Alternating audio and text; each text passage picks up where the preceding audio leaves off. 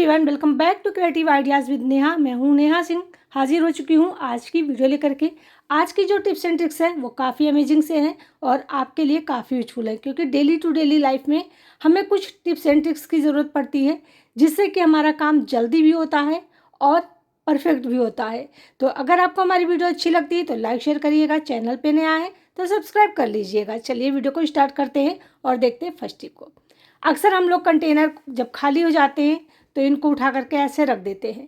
जब हमें इसको फिर से फिल करना होता है तो हम देखते हैं कि इसमें स्मेल आ रही है, जो भी चीज़ होती है उसकी स्मेल आने लगती है। अब अगर हम उसमें कोई और चीज़ भरते हैं तो क्या होता है कि उस चीज़ की स्मेल दूसरी चीज़ में हो जाती है। इसके लिए पहले सबसे छोटा सा काम है, आप अगर आपके घर में सिलिका जेल है तो आप इसका इस्तेमाल कर सकते हैं। इसको इस तरीके से डाल दीजिए और निश्चिंत हो जाइए। जब आप घंटे 2 घंटे बाद इसमें फिल करेंगे कोई चीज़ तो कोई भी बैड स्मेल नहीं होगी। लेकिन अगर आपके पास में सिलिका जेल नहीं है तो आप क्या करेंगे, तो मैं उसका भी इंतज़ाम बताऊंगी। सिलिका जेल से भी ज़्यादा अच्छा वर्क करेगा और वो बिल्कुल फ्री में आपके किचन में ही मिल जाएगा। तो क्या करना है, चलिए आपको वो भी दिखा देते हैं, जिससे कि आपका काम हो जाएगा आसान। तो यहाँ पर मैंने दूसरा कंटेनर ले लिया है। अब आपको लेना है एक टिश्यू पेपर, थोड़ा सा लेना है, बस इतना सा। और कोलगेट लेना है, यहाँ पर वाइट कोलगेट लेना है, इस बात का ध्यान रखिएगा। वाइट कोलगेट ही, या मतलब जो फ्लोरल वाला होता है वही चाहिए। अब हमें इस टिश्यू पेपर कोलगेट लगाना है, तो बहुत ज़्यादा भी नहीं लगाना है, बस इतना जितना कि एक बार आप पेस्ट यूज करते हैं ना, उतना ही आपको लेना है। पूरे में फैला देना है इस तरीके से, और अब टिश्यू पेपर को आपको मोड़ देना है इस तरीके से। बस आपका काम हो गया। अब कंटेनर में आप इसको उठाकर डाल दीजिए। घंटे 2 घंटे इसको पड़ा रहने दीजिए और उसके बाद में इसको निकाल करके बाहर फेंक दीजिए। और कोई भी ग्रोसरी जो आप स्टोर करना चाहते हैं आसानी से स्टोर कर दीजिए। कोई भी बैड स्मेल नहीं रहेगी, सारी बैड स्मेल अपने आप रिमूव हो जाएगी। बहुत ही सिंपल सा तरीका है, इसको आजमा करके ज़रूर देखिएगा। चलिए बढ़ते हैं। अक्सर हम लोग जब दूध या कोई चीज़ पलटते हैं दूसरे बर्तन में तो वो फैलता है। अगर भरा हुआ है तो पक्का है कि वो आधा फैल जाएगा और आधा जो है दूसरे बर्तन में ट्रांसफ़र होगा। तो आपको यहाँ पर क्या करना है, चम्मच लेना है, इस तरीके से डालना। देखिए, देख सकते हैं कितनी आसानी से मैंने इसको पलट दिया। आपको शायद समझ में नहीं आ रहा होगा कि ये कैसे पलट गया। चलिए आपको फिर से मैं दिखा देती हूँ। तो यहाँ पर देख सकते हैं ग्लास मैंने रख दिया, खाली ग्लास है। स्पून को ले लिया, स्पून को इस तरीके से रखा, देखिए, और अब आप आराम से पलटते चले जाइए। देखिए, एक बूंद दूध या पानी या तेल या जो भी चीज़ आप ट्रांसफ़र कर रहे हैं दूसरे बर्तन में वो नहीं गिरेगा। और नैरो से नैरो माउथ वाले बर्तन में भी अगर आप ट्रांसफ़र करते हैं इस तरीके से, तब भी आराम से वो चला जाएगा, एक बूंद इधर से उधर नहीं गिरेगा। आप चलिए बढ़ते हैं। तो यहाँ पर देख सकते हैं, जब भी हम लोग तेल या मसाले या अचार के कंटेनर को खोलते हैं, मतलब डिब्बे को खोलते हैं, तो उसकी लिड जो है खुलती नहीं है। जितनी बार भी हम कोशिश करते हैं ना, यहाँ से फिसल जाती है। तो इसको खोलने का बहुत ही सिंपल सा तरीका बताते हैं। कोई भी आपको रस्सी, डोरी या कुछ भी ऐसे ले लेना है। अगर कुछ भी आपको नहीं मिल रहा है तो शूलेस होती है ना, उसको ले लीजिए, इस तरीके से एक नॉट लगा दीजिए। अब आपको स्पून लेना है और स्पून को इस तरीके से, देखिए, नहीं डालना। अगर आप इस तरीके से डालेंगे तो नहीं, उल्टी तरफ से आपको ऐसे घुमा करके इसको डालना है और उसके बाद में आपको इस तरीके से इसको लपेटना। देखिए, ऐसे करके आपको इसको लपेटना है। अभी इतना टाइट हो जाएगा ना, जितना मर्जी आप उतनी तेज़ टाइट कर लीजिए और बस ऐसे सरकाइए। देखिए, हल्के हाथों से आप घुमाएंगे ना तो आपकी लिड जो है ना बड़ी आसानी से खिसकने लगेगी। देखिए, ये देखिए खिसक गई। और बस अब आप आराम से इसको खोल लीजिए। तो है ना सिंपल सा तरीका। उम्मीद करते हैं ये टिप भी आपके लिए काफ़ी यूजफुल होगी और आपको पसंद भी ज़रूर आई होगी। अगर आपको पसंद आई हो तो इसको फ्रेंड और फैमिली के साथ में शेयर कर दीजिए, क्योंकि इस तरीके की प्रॉब्लम्स हर घर में होती हैं, हर गृहिणी के लिए होती है। तो उम्मीद करते हैं टिप आपके लिए यूजफुल रही होगी। चलिए अब हम बढ़ते हैं नेक्स्ट टिप की तरफ। नेक्स्ट टिप है बरसात में ग्रोसरी को लेकर के, खास कर जो हमारी दालें होती हैं, जैसे साबुत चना, साबुत उड़द, साबुत मूंग, इस तरीके की जो चीज़ें होती हैं ना, बहुत जल्दी ख़राब होती हैं और ये अंदर से ख़राब होती हैं। इनमें कीड़े अंदर से बनते हैं तो हमें पता भी नहीं चलता है, और ये ख़राब हो जाते हैं तब पता चलता है। तो ये ख़राब ना हो, इसके लिए आप छोटा सा काम करिए। जब भी आप ग्रोसरी को ख़रीद कर लेकर के आए तो यहाँ पर आपको लेनी छोटी वाली सौंफ। यहाँ पर ध्यान दीजिएगा, बड़ी वाली सौंफ नहीं लेनी है, छोटी वाली सौंफ लेनी है, जो हम लोग खाने में यूज करते हैं, मतलब जब हम लोग माउथ के लिए, मतलब फ्रेशनेस के लिए यूज करते हैं उसको। तो यहाँ पर लगभग मैंने 1 से 1.5 चम्मच ले लिया है और इसको इस तरीके से डाल दिया है। अब इसको डाल करके आप आराम से इसकी लिड लगा दीजिए और निश्चिंत हो जाइए। अगर आप पूरे साल भी रखे रहेंगे ना तो इसमें कीड़े नहीं लगेंगे। ये मेरा आजमाया हुआ नुस्खा है, बहुत ही कमाल का है, इसको आप भी ट्राई करके ज़रूर देखिएगा। ये देखिए, अक्सर हमारे कोई ना कोई स्विच बोर्ड इस हाल में हो ही जाते हैं, क्योंकि अक्सर हम इन पे हाथ लगाते हैं। खासकर हमारे किचन के जो होते हैं स्विच बोर्ड, वो अक्सर इसी तरीके से गंदे होते हैं, चिपचिपे हो जाते हैं और इनको साफ़ करना थोड़ा सा मुश्किल होता है।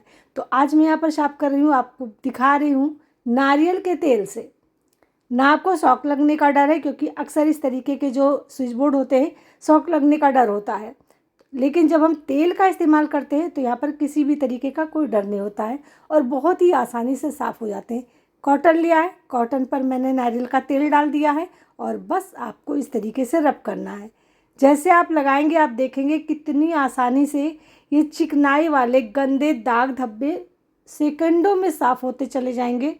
आपको कोई ख़तरा भी नहीं है और ये कितनी आसानी से साफ़ हो रहे हैं ये मुझे आपको बताने की ज़रूरत नहीं है, सिर्फ़ और सिर्फ दिखाने की ज़रूरत है।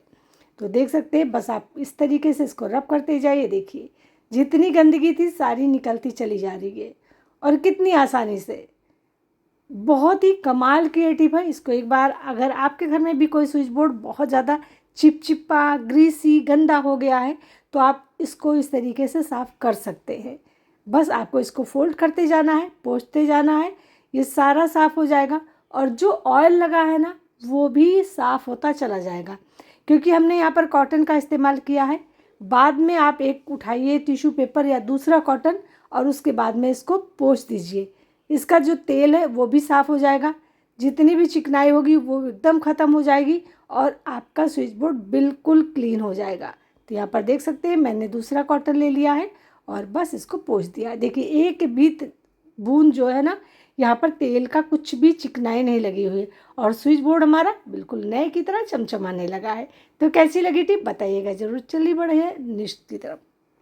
अब यहाँ पर ना कभी कभी ऐसा होता है हमारे पास में जो हमारा चिमटा होता है वो कहीं फंसा होता है, किसी और चीज़ में यूज हो रहा होता है और हमें भी नीड होती है। तो बस आपको करना क्या है, इस तरीके से पेपर क्लिप ले लीजिए और उसके बाद में यहाँ पर स्पून को इस तरीके से फंसाइए।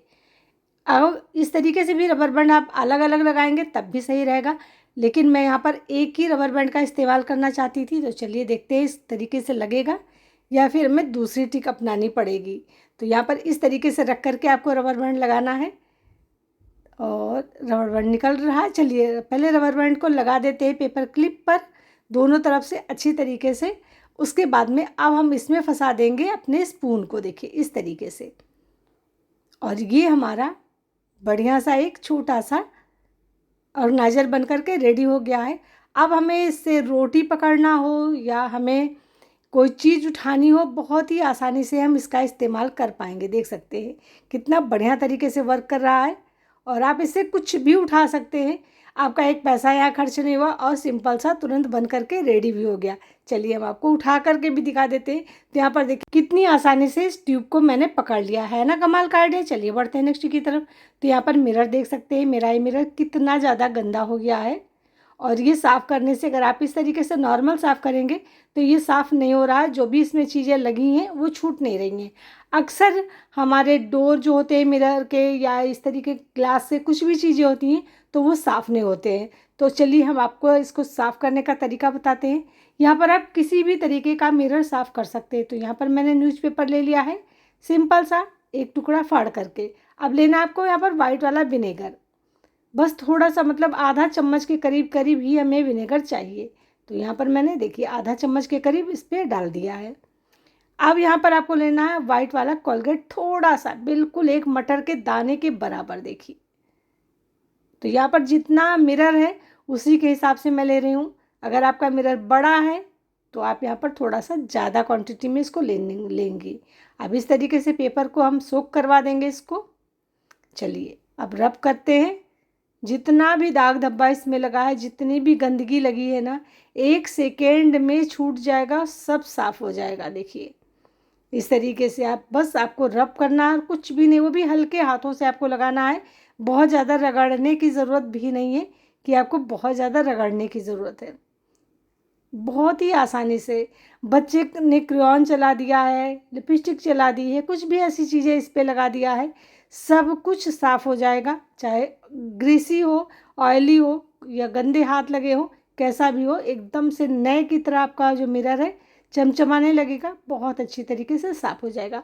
अब यहाँ पर आपको कोई भी शीशा, मतलब यहाँ पर ये मैं कह रही हूँ कि सिर्फ आपको जो मिरर आप मुँह देखते हैं उसी को साफ़ कर सकते हैं। यहाँ पर किसी भी तरीके की ग्लास की कोई चीज़ है, आप उसको क्लीन कर सकते हैं। देखिए अब मैंने कॉटन ले लिया है, कॉटन की हेल्प से इसको पोंछ दिया है। अब देख सकते हैं आप, कहीं भी कोई गंदगी नहीं है, कितना ज़्यादा क्लीन हो गया है, कितनी बढ़िया तरीके से क्लीन हो गया है। ये देखिए है, बहुत ही कमाल की टिप है, इसको आप ट्राई करके ज़रूर देखिएगा। अगर आपके भी घर के कोई भी शीशे गंदे हैं तो उस शीशे को आप इस तरीके से साफ़ कर सकते हैं। उम्मीद करते हैं छोटी सी टिप आपके लिए भी काफ़ी यूजफुल होगी। चलिए बढ़ते हैं नेक्स्ट टिप की तरफ। अक्सर हम लोग क्या करते हैं, जैसे हमें कोई पैक बनाना है अपने बालों में लगाने के लिए, तो हम क्या करते हैं, उसको लेते हैं, पीसते हैं और उसके बाद में बालों में लगाते हैं। अब इसकी वजह से बहुत सारे लोग ऐसे हैं जो इन कामों को नहीं कर पाते। जो लोग घर में रहते हैं उनके पास तो टाइम होता है, कर लेते हैं। जो लोग ऑफिस जाते हैं, जिनके पास टाइम नहीं होता है, वो नहीं कर पाते। तो आपको करना क्या है, यहाँ पर आपको लेना है, जैसे आपने बनाया तो आपको ये सोच कर चलना है कि हमें हफ्ते में एक बार यूज करना है। तो महीने भर के लिए आप उस चीज़ को बनाइए, उस पैक को बनाइए और उसके बाद में जो हमारे आइस क्यूब ट्रे होती है उसमें इसको फिल करिए। आप मेरे फिल करने का तरीका देख सकती हैं। अच्छी तरीके से हमने इसको फिल कर दिया है। अब चलिए इसको फ्रीजर में रख देते हैं और इसकी बन जाने देते हैं आइस क्यूब।